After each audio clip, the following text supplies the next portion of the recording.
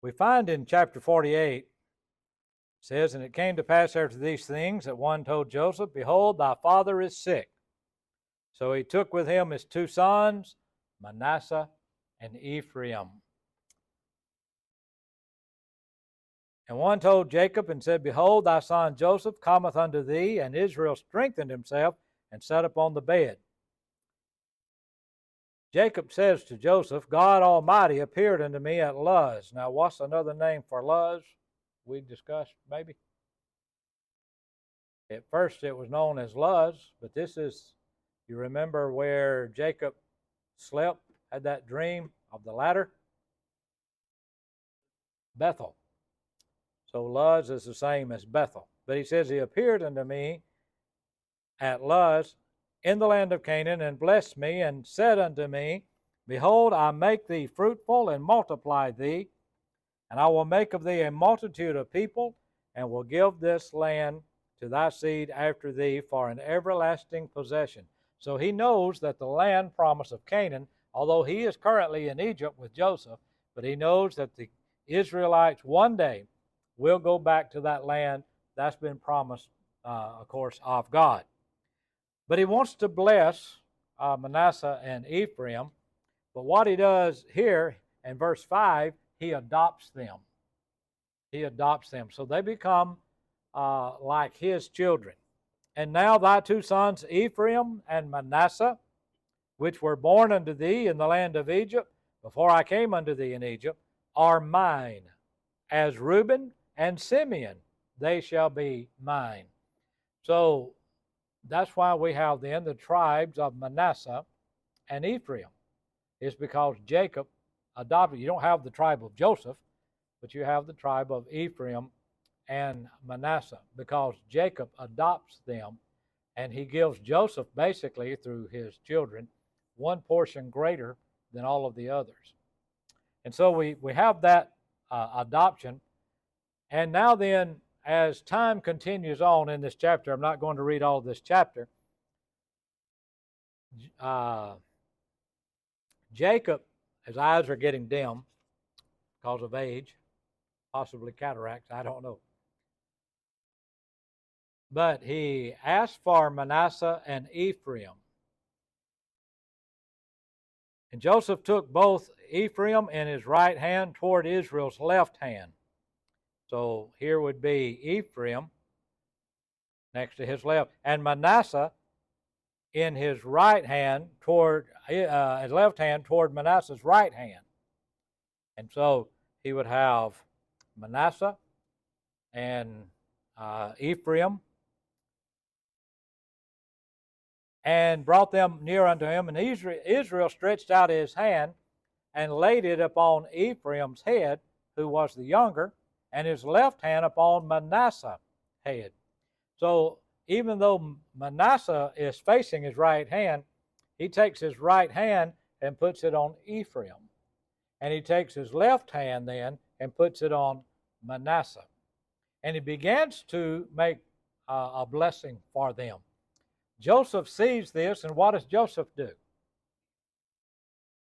Well, Joseph stops them, and he says, no, you've got this wrong. You've got your right hand upon Ephraim, and Manasseh is the firstborn. So you need to put your right hand upon Manasseh. He said, I know it. I know that is it. But it's not the case, because Ephraim is going to be stronger than Manasseh.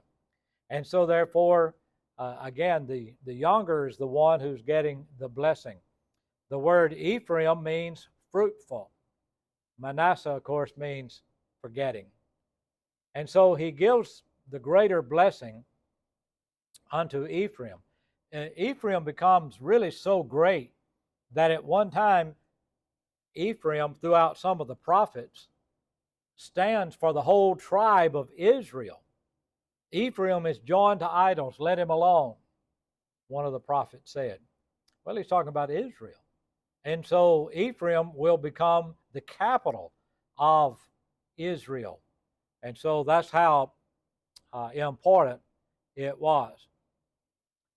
And Israel said unto Joseph, verse 21, Behold, I die, But God shall be with you, and bring you again unto the land of your fathers.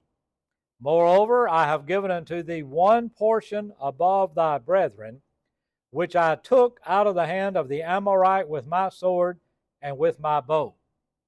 Now, this is perhaps a little bit difficult passage. It says that he has taken the land out of Amorite with my sword and with my bow, that Jacob had done this. But there's no record that that has happened as of yet. So what do you think could be a possible explanation?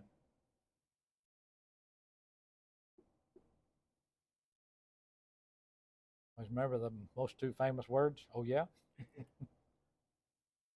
Looking just as God's prophecy often does, it's as if it's already been done. Right. Go into right. That's a very strong possibility, and that's what a lot of commentators, I think, suggest. Like in Isaiah 9:6, unto us a child is born, unto us a son is given, and his name shall be called Wonderful, Counselor, the Mighty God, the Everlasting Father, the Prince of Peace. That's obviously a reference to Jesus Christ, but it's stated in the present tense, but it's 750 years or thereabout before Christ would be born. But it's so certain that it's stated as it is in present tense. Another possible explanation is he may have taken some land from others that we just don't have a record of. And that is also true in the Bible, isn't it? Jesus said, remember, or Paul said rather about Jesus, remember the words of our Lord Jesus, how that he said, it is more blessed to give than to receive. But we don't have a record where Jesus ever said that. I'm sorry? Other than what Paul said. We know he said it because Paul said he said it. So it's not a big deal one way or the other, but you just read that and find out, okay, where's that recorded that this took place? Well, it's not recorded. Could it be, says that I took out of the hand of the Amorite with my sword and with my bow? That will happen later on through Israel, that is, descendant of Jacob, the descendants of Jacob. We come to chapter 49, and we have Jacob giving a prophecy / promise unto his sons. He's giving his last words to what's going to happen to the sons, to their posterity. We are reminded this is not the first time, and it's not the only time, that we have records of people giving, right before they die, some prophecies relative to the offspring here in the Old Testament. If you're wanting to write it down, you have Isaac in Genesis 27. Isaac in Genesis 27. Then you have Moses in Deuteronomy 33, just before he dies, giving charge and warnings and so on, his last speech in essence. Joshua in Joshua chapter 24. And then Samuel in 1 Samuel chapter 12. And then, of course, you have this record here of Jacob in chapter 49. And Jacob called unto his sons and said, gather yourselves together, that I may tell you what shall befall you in the last days. Gather yourselves together, hear ye sons of Jacob, and hearken unto Israel your father. Reuben, thou art my firstborn, my might, and the beginning of my strength, the excellency of dignity, and the excellency of power. But note what he says, unstable as water. Thou shalt not excel, because thou wentest in unto thy father's bed. Thou defilest, then defilest thou it. He went up to my couch. Unstable as water. That was characteristic of the descendants of Reuben. And he has shown that he was himself unstable spiritually, because he took his father's concubine, we read up, and God takes away the blessing of the firstborn from Reuben. 1 Chronicles chapter 5 and verse number 1 is a reference to that. And so we didn't read of that in Genesis, what God did, but we learn in Chronicles what God said he was doing to Reuben because of what he had done. So that's not a good situation for the descendants of Reuben. Unstable. Simeon and Levi are brethren, instruments of cruelty, are in their habitation. He says, O my soul, come not thou into their secret, unto their assembly, mine honor be not thou united. For in their anger they slew a man, and in their self-will they digged down a wall. Cursed be their anger, for it was fear, and their wrath, for it was cruel.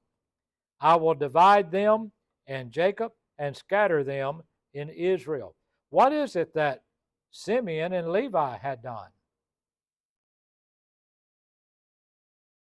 Well, the record of that's back over in Genesis 34. And that's where you remember when Dinah had been defiled by Shechem. And so Simeon and Levi took it upon themselves. They said, the only way that we can intermingle with you is that all of you be circumcised, and then we will have intermarriages, and we can all dwell in the land. But it was a trick and a deceitful one. And so 3 days, when all of them, the soldiers and all, were sore, they went in and killed all of them, took their wives, took their possessions, and brought them back into Israel, that is, into their possession. And so they did this out of revenge. All right? Any thought, question you might have, or observation?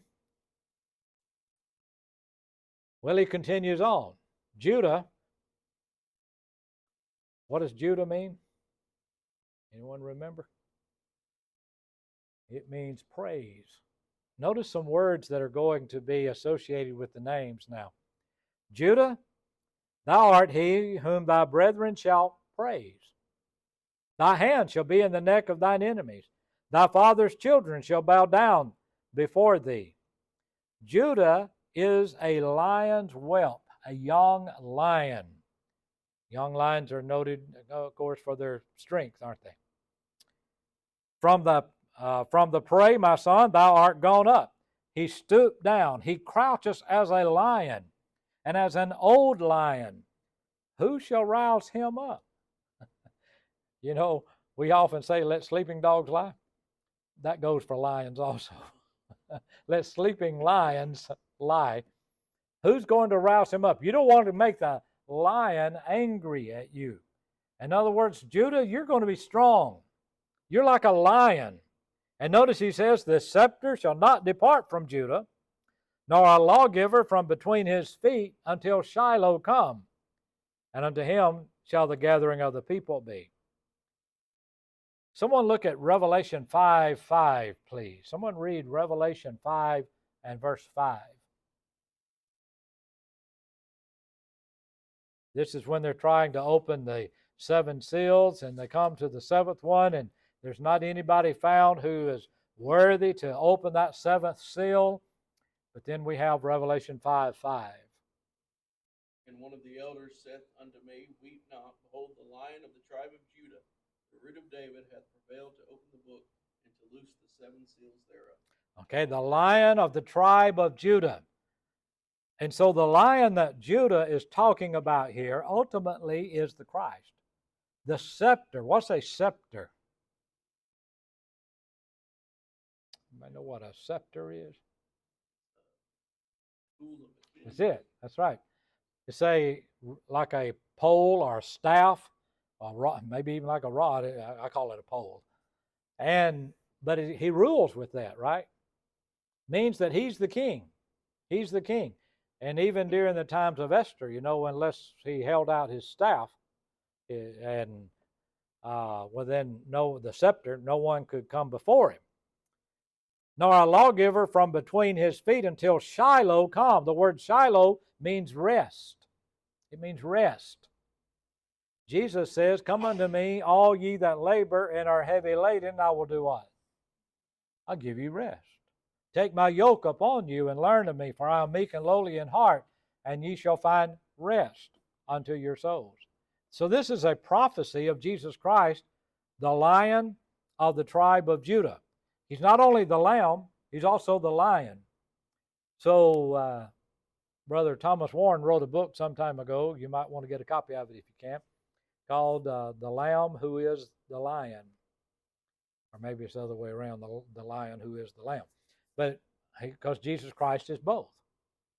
And some people only want to see him perhaps as the Lamb. But there are times he's the Lion. Some people might want to see him as only the Lion, but he's also the Lamb. And so, interestingly, binding his foal unto the vine and his donkey's coat unto the choice vine, he washed his garments in wine and his clothes in the blood of grapes. His eyes shall be red with wine and his teeth white with milk. Prosperous is what he's saying. You tie your animal next to a vine, it can feed off of that vine, is the idea here. And so Judah is going to be prosperous, not much unlike then what we read about Reuben and Simeon and Levi. Zebulun shall dwell at the haven of the sea, and he shall be for an haven of ships, and his border shall be unto Zidon. Zebulun, when you look at the land of Zebulun, it was close to the sea. And look at Deuteronomy 33, 18 and 19, someone please. Deuteronomy 33, I might have said 13, it's 33, verses 18 and 19.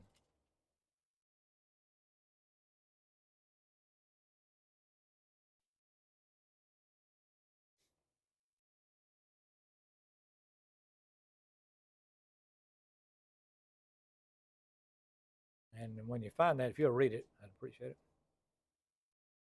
And of Zebulun he said, Rejoice, Zebulun, in thy going out, and Issachar in thy tents. They shall call the people unto the mountain, there they shall offer sacrifices of righteousness, for they shall suck of the abundance of the sea, treasure in the sea. All right, so they're sucking in the abundance of the sea. So the sea is going to be a benefit to Zebulun. That's where, and so that's how Zebulun is going to prosper. So these are prophecies, obviously by inspiration. Issachar is a strong ass or donkey crouching down between two burdens. And he saw that rest was good, and that the land that it was pleasant, and he bowed his shoulder to bear, and became a servant unto tribute. And so Issachar seems to be content to be a servant. He enjoys rest, maybe like someone who is tired. Dan shall judge. By the way, you know what Dan means? Judge. Dan shall judge his people as one of the tribes of Israel. Dan shall be a serpent by the way, an adder in the path, that biteth the horse heels, so that his rider shall fall backward.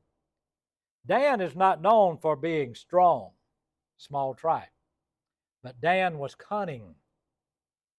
And so therefore it's going to succeed, not by just being strong, but by being cunning, like that serpent biting the horse heel and throwing the rider. And so Dan is cunning. It seems that there's an interlude now in verse 18 to this. He's talking about how these people are going to succeed or not succeed, but he knows that our strength comes from God. So he says in verse 18, I have waited for thy salvation or thy deliverance, O Lord. So all of our deliverance comes from God, is what Jacob is saying. And after doing that, he gets right back in now to talking about what's going to happen to the others. Gad, which means troop, a troop shall overcome him, but he shall overcome at the last. If you will read First Chronicles 12:8. 1 Chronicles 12:8.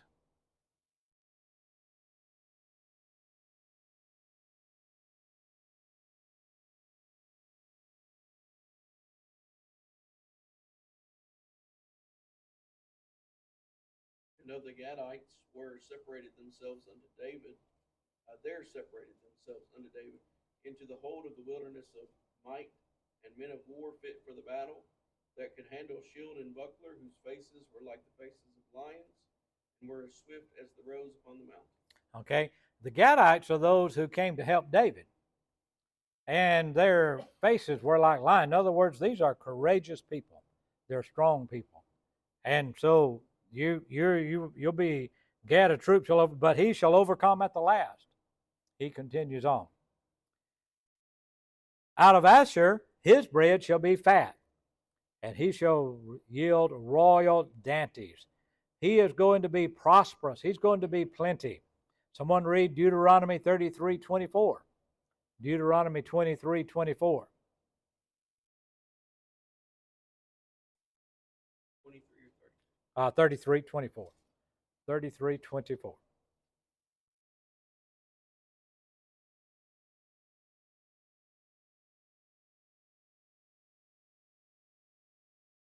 If I have the right reference. That's correct. Who has it? And of Asher, he said, let Asher be blessed with children, let him be acceptable to his brethren, and let him dip his foot in oil. Okay, so Asher is going to be prosperous. He's going to have plenty. And we learned that also in Deuteronomy 33:24. Naphtali is a hind let loose. What's a hind? It's a deer. He giveth goodly words. Joseph, which means Joseph is a fruitful bough. Ephraim is fruitful. Joseph is a fruitful bough. Even a fruitful bough by a well means he's getting nourishment. Whose branches run over the wall, he's spreading out.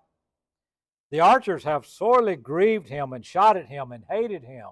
He's been hurt. But his bow abode in strength, and the arms of his hands were made strong by the hands of the mighty God of Jacob. From thence is the shepherd, the stone of Israel.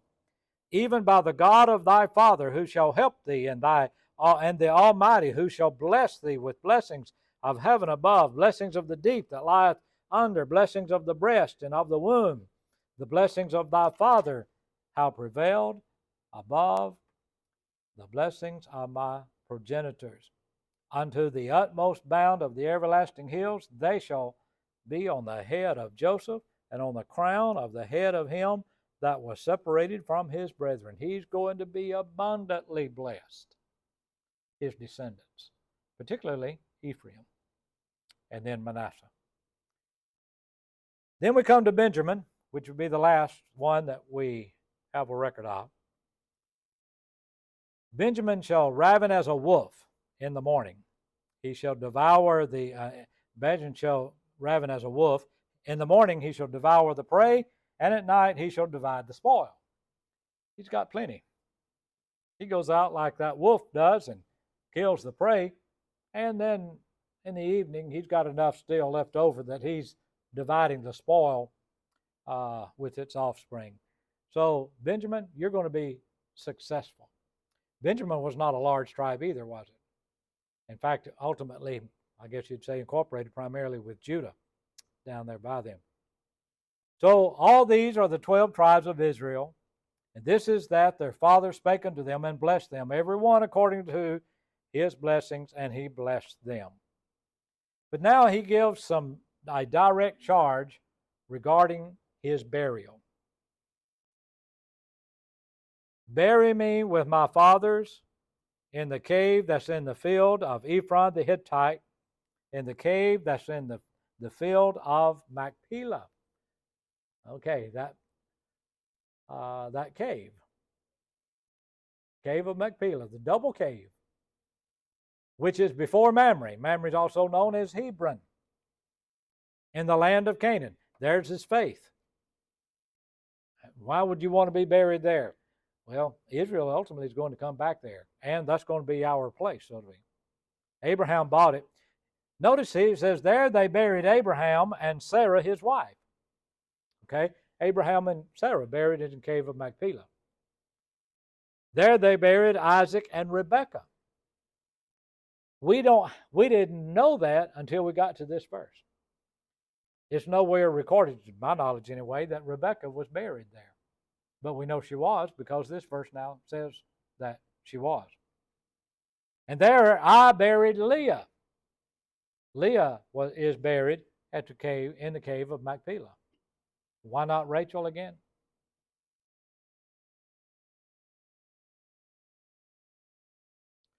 She died at Bethlehem, right? And that's where he buried her at that point.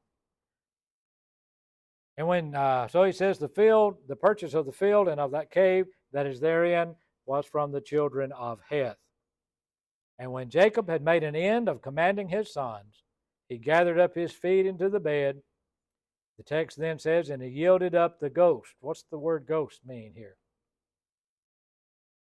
His spirit. His spirit. And was gathered unto his people. Now that's not talking about his body though, is it? He's gathered unto his people, which teaches the immortality of the soul. That the soul continues on. The soul, when it leaves the body is dead, but the soul continues on. And so we are then gathered to our people. And so this teaches life after death. We're not annihilated. We're not annihilated. We're not asleep. The body's asleep, but we're not asleep. I think the word cemetery, our brother Richard Curry used to call it symmetry. It just means resting place. And so, but one day, God's going to wake up the body, isn't he? Judgment day, John 5:28 and 29, marvel not at this, for the hour cometh, which all that are in the grave shall hear his voice, and they shall come forth. They that have done good unto the resurrection of life, and they that have done evil unto the resurrection of condemnation. And we also read of occasions like the Mount of Transfiguration. Who appeared there with Jesus, talking with Jesus? Moses and Elijah. And it's kind of like what Brother Alan Webster said out at Luxahoma the other night. They said, if you'll let me paraphrase, he says, let's build 3 churches. One for Peter. Peter says one for Moses, prophets, Elijah, and one for Jesus.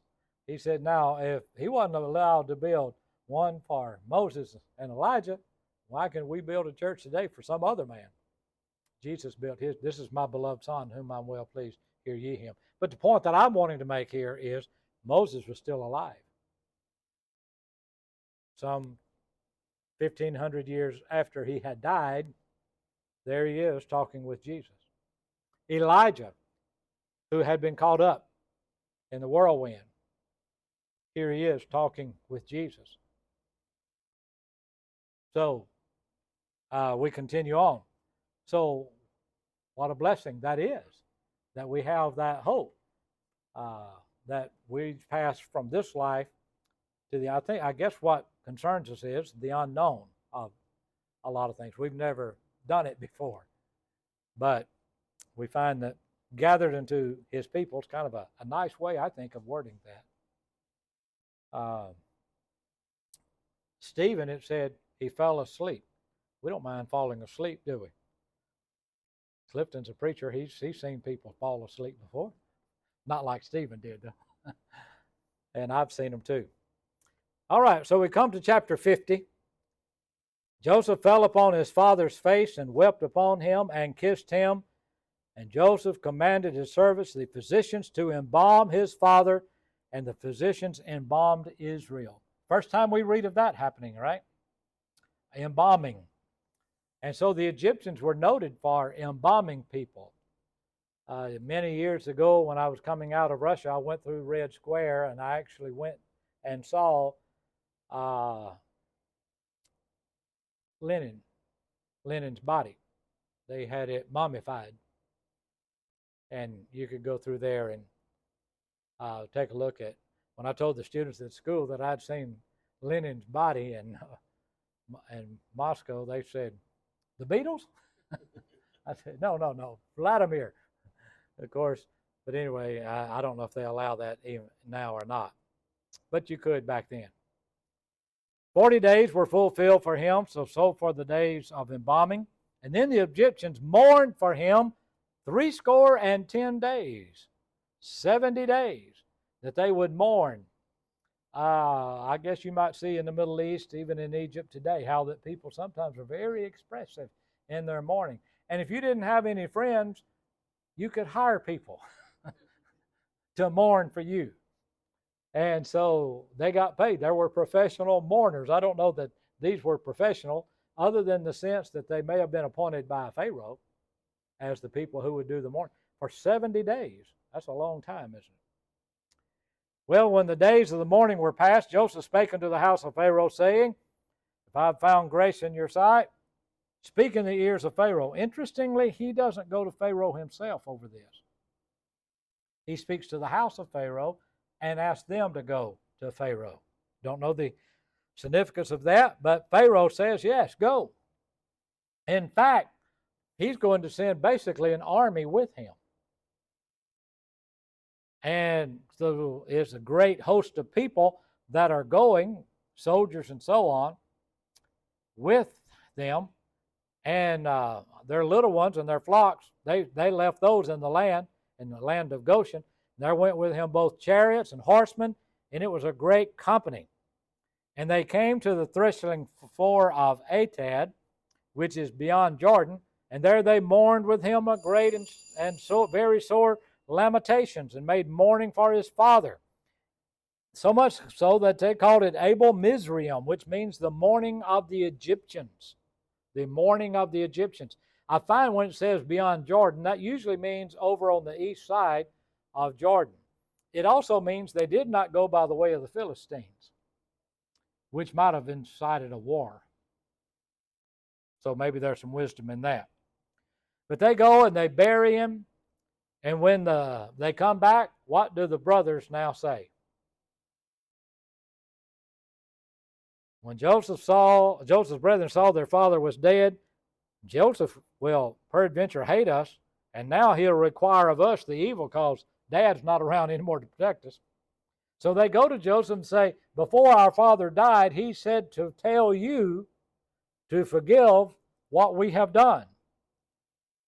When Joseph hears that, he wept.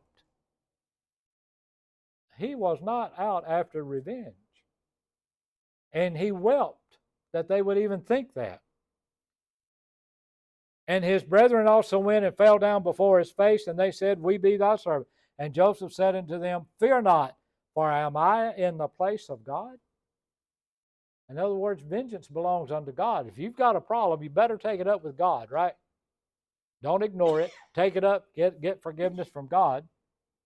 You meant it for evil, but God meant it for good in order to save much people alive. Joseph then sees his children, his grandchildren, many of his descendants. And then Joseph took an oath of the children of Israel, saying, God will surely visit you, and you shall carry up my bones from hence.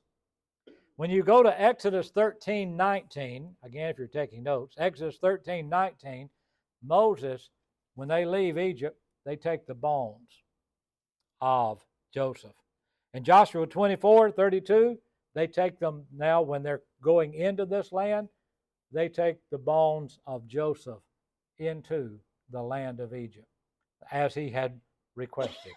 So 26, so Joseph died, being 110 years old, and they embalmed him, and he was put in a coffin in Egypt. So there he remained until the children of Israel came out of the land of Canaan, out of the land of Egypt, Exodus 13:19. And then finally, when they conquer the land, they take the bones of Joseph into the land of Canaan. So you have the book of Genesis then. I think a great book. A wonderful book, and the foundation for the rest of the Bible. And so we will stop right there then, because it's like I told the students the other day, I haven't studied chapter 51 yet.